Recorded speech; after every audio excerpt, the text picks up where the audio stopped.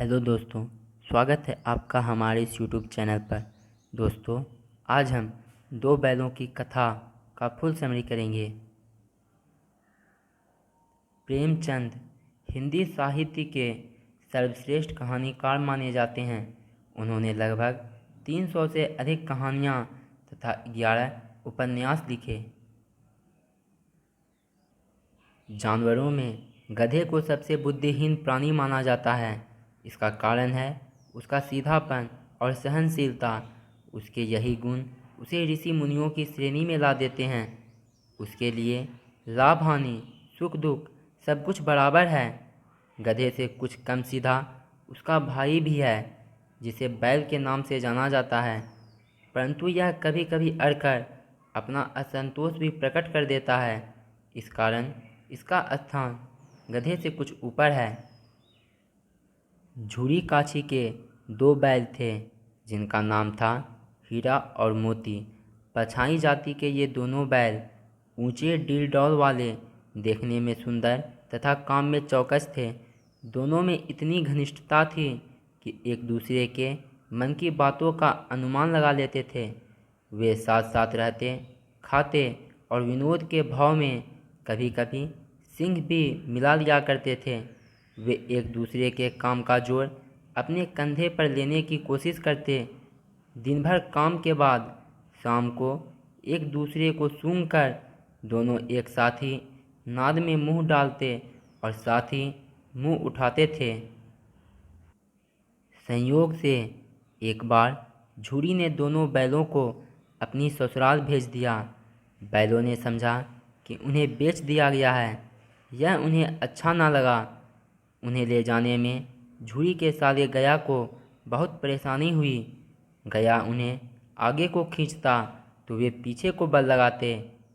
गया के घर की नई जगह, नए लोग उन्हें अच्छे नहीं लग रहे थे।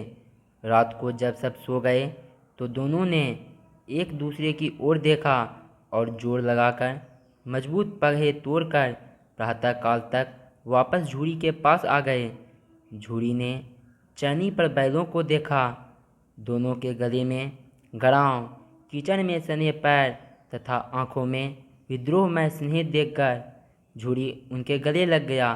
गांव के लड़कों ने उनका स्वागत किया और अपने अपने घरों से रोटियां, गुड़ चोकर, भूसी आदि लाकर दिया। बैलों के यूं भागकर चले आने से झूरी की पत्नी नाराज हुई।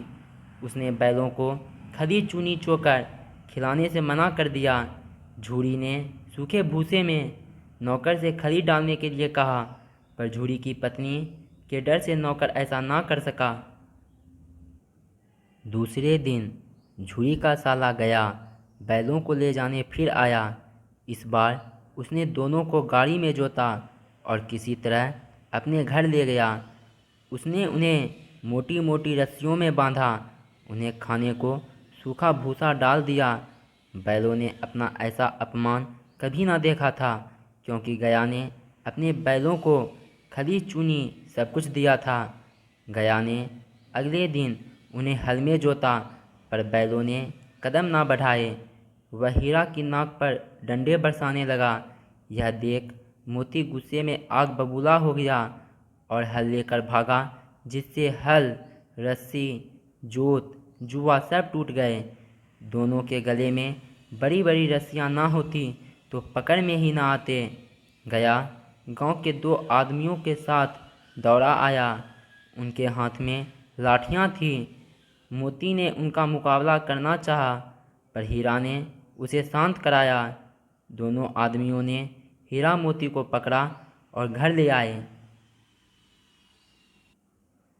रात के समय फिर उन्हें सूखा भूसा डालकर घर के लोग भोजन करने लगे। उसी समय एक छोटी लड़की 2 रोटियां लेकर आई और दोनों के मुंह में एक एक रोटी देकर चली गई। यह प्रतिदिन का नियम बन गया। दोनों दिन भर जोते जाते, डंडे खाते, शाम को थान पर बांध दिए जाते और रात को वही लड़की 2 रोटियां खिला जाती। वे जान चुके थे कि यह भैरों की लड़की है, जिसकी माँ मर चुकी है और सौतेली माँ उसे सताती है। यह जानकर मोती ने हीरा से उस सौतेली माँ को सिंह से फेंक देने की बात कही, पर लड़की का स्नेह उसे रोक देता था। एक दिन लड़की ने दोनों की रस्सियाँ खोल दी। वे उसके स्नेह के कारण भाग नहीं रहे थे। तभी लड़की ने शोर मचाया कि दोनों बैल भागे जा रहे हैं। हीरा मोती आगे आगे तथा गया पीछे पीछे। वह गांव वालों को लेने के लिए वापस आया। तब तक दोनों को भागने का मौका मिल गया। वे आगे आगे भागते रहे, पर वे रास्ता भटक गए। रास्ते में उन्हें नए नए गांव तथा खेत मिलने लगे। भूख से व्याकुल दोनों ने एक खेत में जी भर मटर खाए। फिर दोनों ने डकार लेकर सिंह मिलाए। अचानक उनको सामने से एक बड़ा सा सांड आता दिखा। उससे भिड़ने पर मरना तय है। यह सोचकर दोनों उससे बचना चाहते थे, पर कोई रास्ता भी ना था। दोनों ने भागने को कायरता समझकर उस पर एक साथ चोट करने का निश्चय किया। उन्होंने तय किया कि एक पर झपटने पर दूसरा उसके पेट में सिंह घुसेड़ दे। सांड को दो दो शत्रुओं से एक साथ लड़ने का अनुभव न था।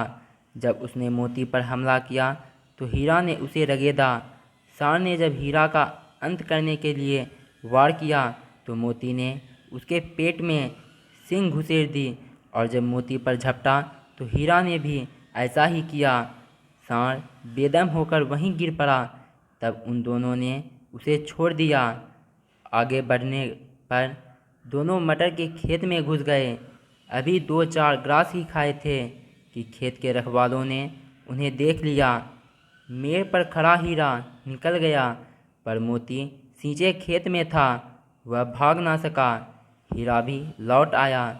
दोनों पकड़े गए और कांजी हाउस में बंद कर दिए गए। दोनों के जीवन में ऐसा पहली बार हुआ कि सारे दिन खाने को कुछ ना मिला।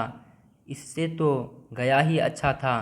उन्होंने सोचा, यहाँ कहीं भैंसें, बकरियाँ, घोड़े थे, पर चारा तो किसी के सामने ना था। सारा दिन दोनों ने चारे का इंतज़ार किया, पर कोई चारा लेकर ना आया। उन्होंने दीवार की मिट्टी चाटनी शुरू की, पर उससे क्या होता। दोनों वहाँ से निकल भागने की योजना बनाने लगे। बाड़ी की कच्ची दीवार में हीरा ने सींग मारकर कुछ मिट्टी गिरा दी। उसी समय बाड़े का चौकीदार हाजिरी लेने आया। उसने हीरा को ऐसा करते देख उसे कई डंडे मारे और मोटी रस्सी से बांध दिया। इतना होने पर भी दोनों ने दीवार गिराना जारी रखा।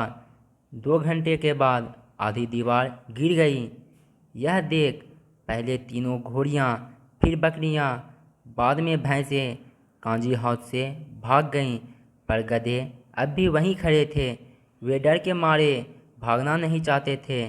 आधी रात तक गधे वहीं खड़े रहे और मोती हीरा की रस्सियाँ तोड़ने में लगा रहा। सफल ना होता देख मोती ने सींग मारकर गधों को भी वहाँ से भगा दिया और हीरा के पास सो गया। अगले दिन मोती को खूब मार पड़ी और उसे भी मोटी रस्सी से बांध दिया गया।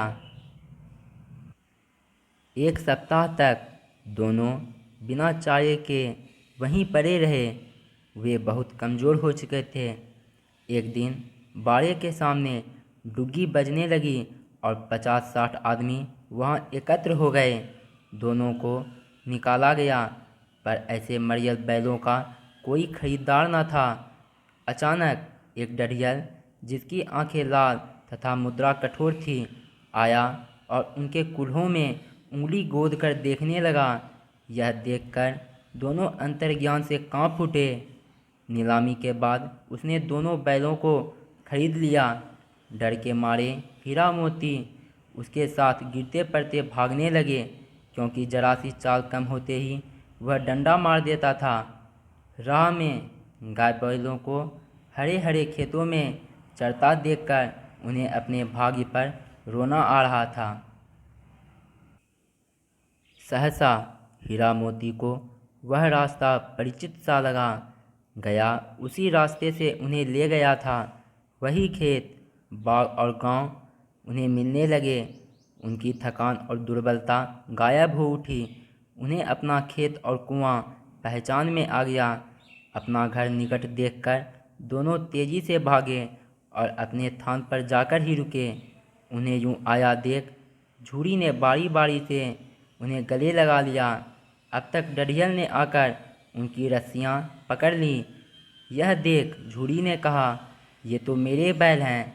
इस पर डरियल ने कहा, तुम्हारे बैल कैसे? मैं इन्हें मवेशी खाने से नीलाम लिए आता हूँ।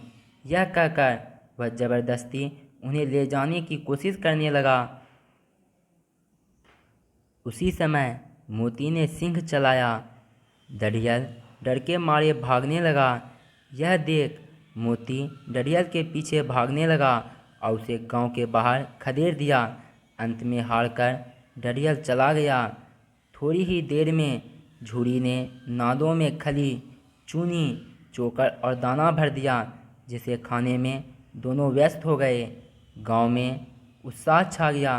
मालकिन ने भी दोनों के माथे चूम लिए। तो दोस्तों, दो बैलों की कथा का फुल समरी कंप्लीट हुआ।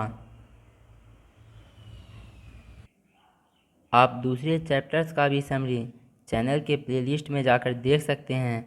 अगर आप चैनल पर नए हैं तो चैनल को सब्सक्राइब करें और वीडियो कैसी लगी कमेंट बॉक्स में ज़रूर लिखें।